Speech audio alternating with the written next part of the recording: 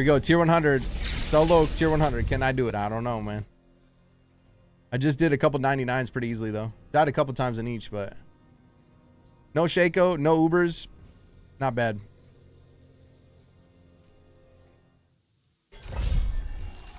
Just throwing together gear. Gear's pretty good, though.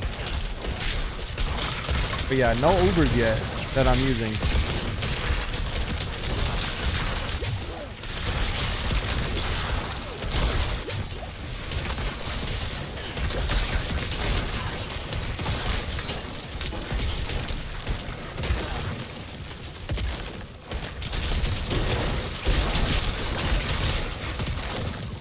I'm gonna just take it nice and easy, steady.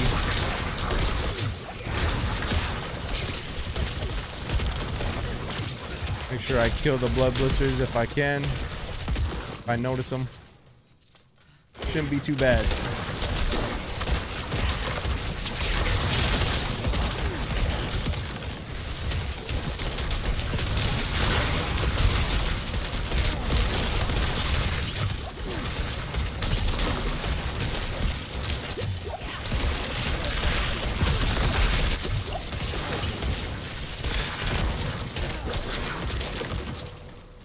They made Ubers tradable. I don't think they'll ever do that. I mean, I guess I won't say ever, but I doubt it.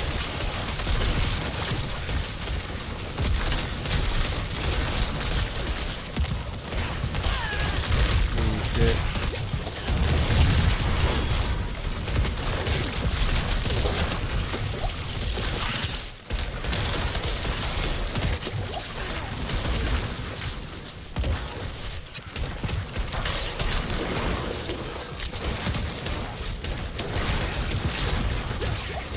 His build is pretty damn strong for no Ubers thrown together. Only been level 100 for a couple days. Bone Spear is still the jam, man. Tier 100 like it's nothing. I can do anything in the game. Duriel, Uber Lilith, tier 100 with relative ease. And like I said, imagine you had to add an Uber or two into the mix. Oh my gosh.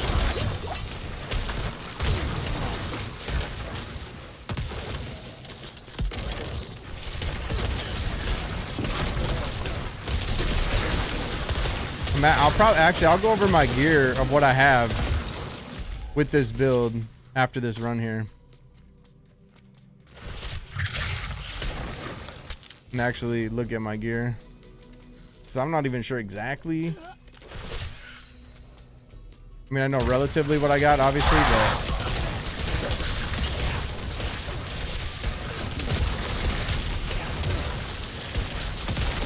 pretty much everything is found. I haven't traded for anything for the Bone Spear gear.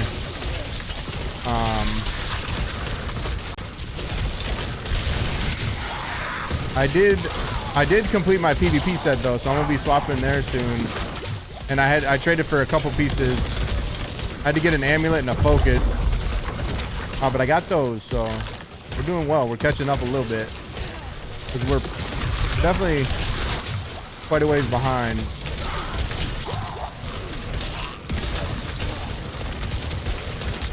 And like I said, unfortunately no Ubers yet that I can use. I did get a Salig amulet, and I ain't gonna do that. And Dario's, but oh no. But I have no plan to use those at the moment. I heard Salig is actually really good in PvP, but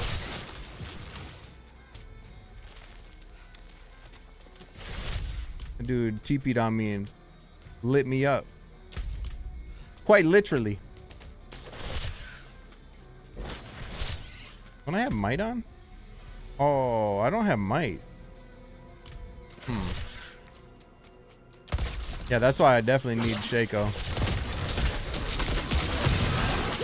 Oh no, he did it again. I thought my grip was gonna be okay.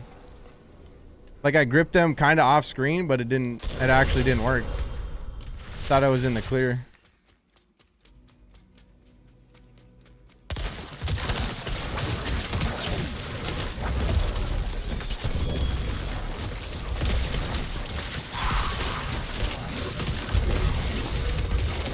My bad.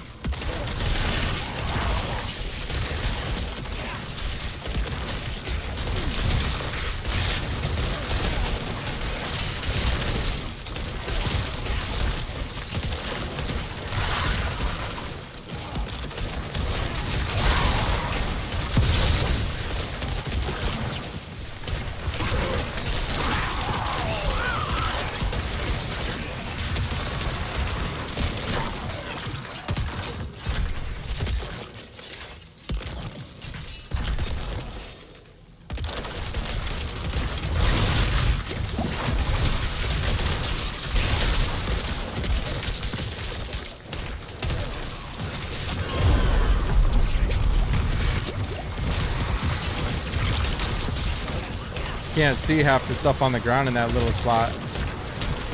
Oh no, that's not good. Oh, there we go. Easy. Easy, boys. Yeah, just that stormy thing got me. First time was my fault. The second time was my fault again. I just didn't know. Like I said, I thought I could grip them, stun them before they cast, but I was wrong. But yeah, pretty easy for the most part. And like I said, I'm only a couple days, few days now. This is like day 3 into level 100, right? Since I've hit 100, I'm way behind in the season, unfortunately. But Bone Spear is obviously still kicking it. Lilith, no problem. Duriel, no problem. Tier 100s, no problem. And again, that's without Ubers yet. But I don't even know. Let's see what I have currently. So Deathless Visage, of course, pretty good roll. I know my gear rolls are pretty good. But yeah, so Deathless Visage. We got Disobedience, of course. Physical damage, bone damage, total armor, and damage reduction from close. And then low crit chance. We could get way better crit chance in there. Pretty good crit damage, though, with bone skills. Lucky Hit, of course. Must have. Primary resource. And then the ranks Bone Spear with Edge Master. Tibalt's Will. Probably, I don't even know what build wouldn't use that thing that's doing that. Like that thing, that, yeah. 40%er. Pretty good rolls. Pretty happy with that. And then we got int, movement speed, essence cost reduction, ranks of corp tendrils, unstoppable. Of course, we're unstoppable all the time now with metamorphosis, so it's a no-brainer to use that.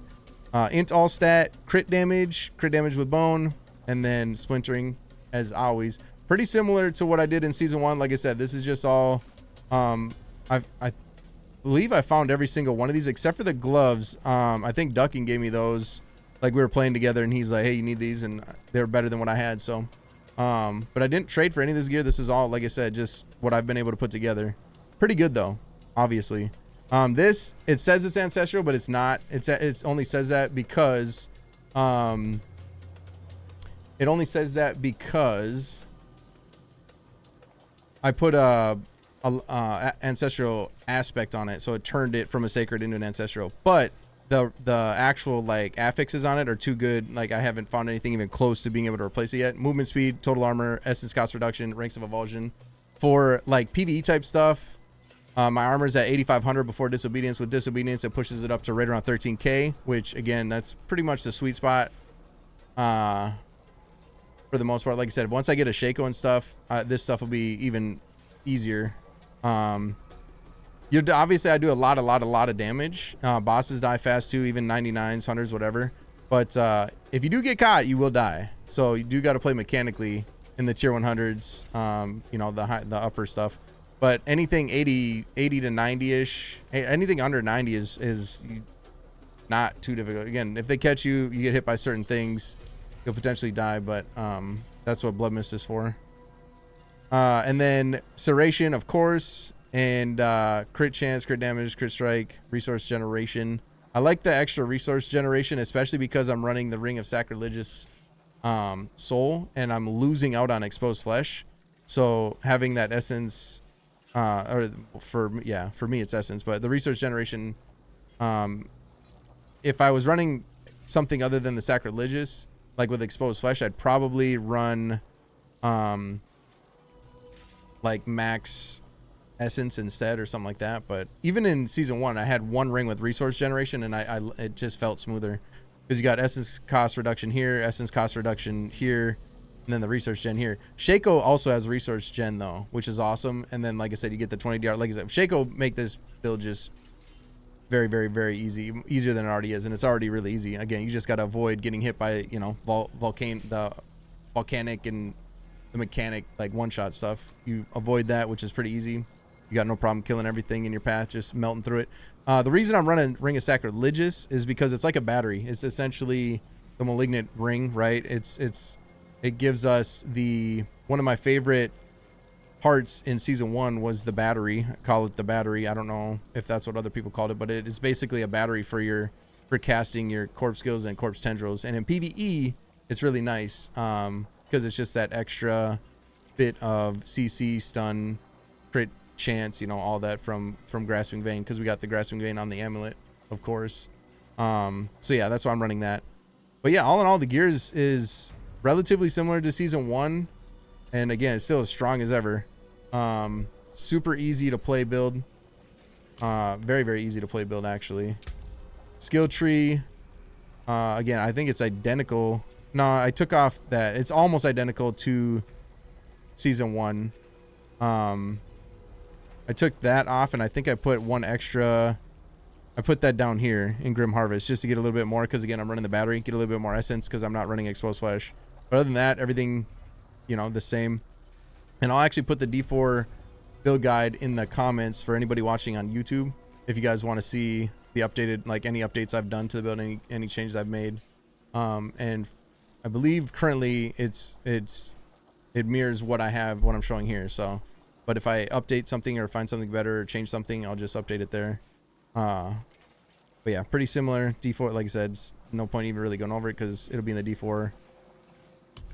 D4 guide. And same thing with Paragon. Paragon is a little different from season 1. I'm running Sacrificial here over into, this is Bone Graft, with Essence for the glyph into Flesh Eater, which again, that's another reason why that battery, it helps you cast this more. You don't have to manually think about it as much to trigger Flesh Eater when you're just speed running through dungeons and stuff. Hence why, again, the Sacrilegious, that ring, so I'm running it. And then I got Corporeal. This is a test. This is different, but it gives me more physical damage just straight up. So I wanted to try it. Obviously, it feels strong. And I put it here because it gives me more damage to elites. Again, from a PvE perspective, that's what I'm just trying to make it super easy, you know, almost brainless type build, one-click build, whatever you want to call it, just to breeze through the end game content with relative ease. And like I said, this is without any Ubers yet. So, and then, yeah, down into Scent of Death with Imbiber, and then over into, I don't actually grab this one, is Bloodbath, but I get this because I'll show you with the vampiric powers. I'm fortified pretty much 100% of the time now, so getting that extra damage from Fortify, plus you get 49 dex over here for the exploit glyph. It's a win-win. So yeah, that's Paragon. And then for vampiric powers, what I'm running right now, Ravenous for the attack speed, which I like. It makes me feel like a machine gun. I like it a lot. Resilience, again, for the higher end stuff. You can use Prey on the Weak if you want more damage if you're doing lower tier stuff, but I do feel like Resilience helps when it comes to like the higher tier stuff, especially because you saw in my gear, I don't have that much damage reduction. I just want to make sure I'm hitting around 13,000 armor with Disobedience up, which I'm doing that. And then I got a couple things, like I said, I got damage reduction close here. And then you get it here as well. But other than that, like, and then obviously you get it here too, I guess. But so I do have some DR, but it's not like a focus. So the Resilience helps make up for that. And then Undying, of course, get the life back. You're casting so fast that it actually makes a big difference. It helps a lot. I feel like these together, well, this whole combo together is just, I don't know, feels really nice. Feels good. I like it. I actually like season 2 better than season 1 by a long shot.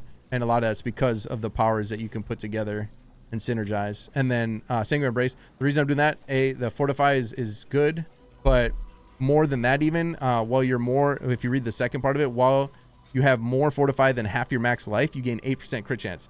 That's why on that other ring, usually in the season 1, I had crit chance on both rings and stuff. Well, I'm able to get rid of it on one ring and still hit 40+% crit chance by using this. And then of course, Metamorphosis is like, I don't even know what build wouldn't use that. It's so strong, unstoppable all the time. You pair that with the Ghost Walker and it's awesome.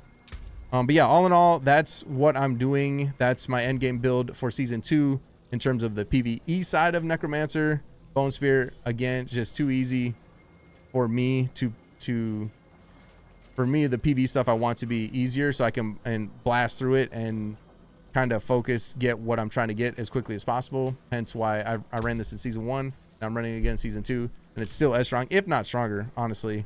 But yeah, like I said, if you're watching on YouTube, check the comments for the build guide, and make sure to stop in the stream sometime. Check it out, twitch.tv/Merkadis. Live during the week, late nights usually during the week, as much as I can be. I will be moving, that being said, I will be moving into PvP soon with this character, and then I believe I'm going to play a barb for PvE stuff next for season 2. That's my plan anyway. But I did finish getting my starter build for my PvP set for this guy. So this guy, pretty much within the next day or two, I will be swapping this character strictly over to PvP. And then I'll be moving over to a barb for PvE stuff. So, but yeah, all in all, hopefully that's helpful. If anybody wants to try it out, check it out. Hopefully it's fun for you, makes things easy, and hopefully get your Shaco. I have not got mine yet. Really want one. But yeah, much love, and good luck, y'all.